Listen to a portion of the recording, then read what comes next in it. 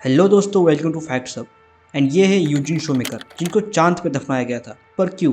Shoemaker एक geologist थे जिन्होंने कॉमेट शोमेकर लेवी 9 को डिस्कवर किया था। एंड ये अपोलो मिशन में भी जाने वाले थे, बट मेडिकल रीजन के चलते क्वालिफाइड नहीं हो पाए। पर 1997 में एक अनफॉर्चुनेट एक्सीडेंट की वजह से इनकी डेथ हो गई, जिस वजह से इनको ट्रिब्यूट देने के लिए उनके एशेस को चांद पे दफनाया गया था। अगर ये फैक्ट आपको इंटरेस्टिंग लगा तो बाकी 19 फैक्ट्स और भी इंटरेस्टिंग होंगे। तो चलिए शुरू करते हैं। आपने हो सकता हो सुना है धरती के बाहर भी पानी है, जैसे कि किसी और प्लैनेट या फिर आईएसएस में, जो कि बिना ग्रेविटी के हवा के फ्लोट करते हैं। पर स्पेस में एक और जगह है जहाँ पे पानी मिलता है। नहीं, मैं किसी और प्लैनेट की बात नहीं कर रहा, मैं बात कर रहा हूँ एक ब्लैक होल की। यस, एक ब्लैक होल। नासा के दो साइंटिस्ट ने मिलकर इस डिस्कवरी को अंजाम दिया था। एंड यहाँ पे पानी ओशन से 114 ट्रिलियन गुना ज़्यादा है।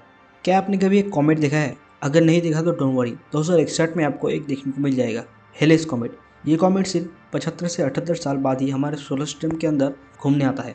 लास्ट टाइम जब आया था तब साल था 1986, यानी ये फिर से 2061 से 63 के बीच में आएगा। So just keep waiting. आपने अक्सर टीवीज, मूवीज या फिर रियल लाइफ में एक एस्ट्रोनॉट शूट देखा है, पर क्या आपको इसका कीमत पता है? $12 मिलियन, यानी 100 करोड़ के बराबर। चांद एक टाइम पे धरती का ही पार्ट हुआ करता था। यस, आपने सही सुना, जब अर्थ एक बड़ा सा लावा और पत्थर का टुकड़ा हुआ करता था तब। पर एक दिन मंगल ग्रह के साइज का एक ऑब्जेक्ट धरती से आकर टकरा गया एंड कुछ हिस्से अलग होके चांद का फॉर्मेशन हुआ। बड़ा ही अच्छा दिन था। अगर हम सारे धरती पे जितने भी रे थे उनको जमा कर दे एंड काउंट करें तो फिर भी वो कम पड़ेगा आसमान में जितने तारे हैं उससे। हम आसमान में जो तारे देखते हैं वो उनका पास्ट वर्जन होता है। बट वेट, इसका मतलब होता है कि हम पास्ट में देख सकते हैं? Well, kind of.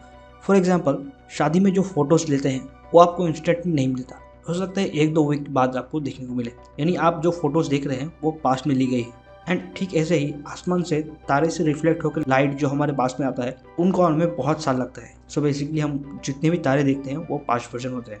नेक्स्ट जो फैक्ट है वो बहुत ही शॉकिंग है एंड ये भी दिखाता है कि इंसान कितना एडवांस हो गया है। हमारे सोलर सिस्टम में जितने भी प्लैनेट्स है हमने सारे एक्सप्लोर कर लिए हैं, एटलीस्ट सैटेलाइट्स भेज दी है। यस, अभी तक इंसान तो नहीं जा पाया, बट एटलीस्ट हमने हर जगह पे सैटेलाइट्स भेज दिए हैं। एज ऑफ 2024 621 लोग स्पेस में जा चुके हैं एंड उनमें से 4 इंडिया के थे। ऑल्दो राकेश शर्मा एक ही ऐसे इंडियन है जो स्पेस में गए हैं एंड बाकी 3 Shirisha Bandla, Sunita Williams and Kalpana Chawla Indian American हैं। नेपच्यून ने अभी तक सिर्फ सूरज को एक ही बार ऑर्बिट किया है। वेल, ये पूरी तरीके से सच नहीं है।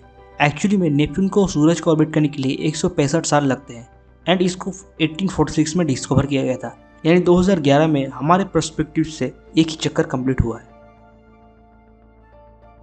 ना। कुछ स्केरी फैक्ट्स के बारे में, जैसे कि चांद हमसे दूर जा रहा है। चांद धरती से हर साल थोड़ा थोड़ा दूर जा रहा है एंड हो सकता है एक दिन ये कम्प्लीटली स्पेस में गुम हो जाए, ऑल्दो इसको होने में बहुत साल लगेंगे। जैसे एक टाइम पे धरती एक आग का गोला था, वैसे ही मर्क्यूरी भी सेम एक आग का ही गोला था एंड ये धीरे धीरे ठंडा हो रहा है अभी भी, जिस वजह से मर्क्यूरी अभी भी थोड़ा थोड़ा छोटा हो रहा है। अगर बहुत ज़्यादा टाइम तक हम स्पेस में ट्रैवल करें तो हमारा डीएनए भी चेंज हो सकता है, मतलब लिटरली आप एक नए इंसान बन सकते हो। लाइट ईयर का मतलब होता है एक साल में लाइट कितनी दूर जाएगा, जो कि है 9.46 ट्रिलियन किलोमीटर।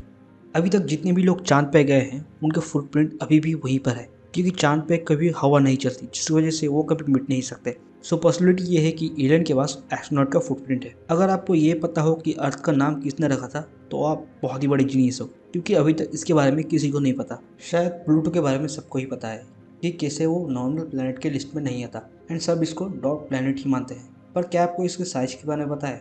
इसका साइज बहुत ही छोटा है, इवन अमेरिका से भी छोटा है। अगर हम मैथ की सुने तो व्हाइट होल्स एक सच्चाई हो सकता है, पर अभी तक इसके अस्तित्व का कोई भी प्रूफ नहीं मिला है। White holes basically black holes के ऑपोजिट होते हैं। धरती का रोटेशन समय के साथ स्लो होता जा रहा है। हाउएवर 2020 में इसका रोटेशन स्पीड थोड़ा सा इंक्रीज हुआ था। हर सेंचुरी में धरती 1.7 मिलीसेकेंड स्लो होता जा रहा है। स्पेस में सबसे ज़्यादा टाइम बिताने वाले एस्ट्रोनॉट थे ओलेग कोनेरेंको, जिन्होंने आईएसएस पे 1111 दिन बिताए थे। मार्स में सनसेट ब्लू कलर का होता है, जो कि मार्स के विचित्र एटमॉस्फेयर की वजह से होता है। So I hope you like this video and find it interesting or informative. If you do like this content, please subscribe or like anything.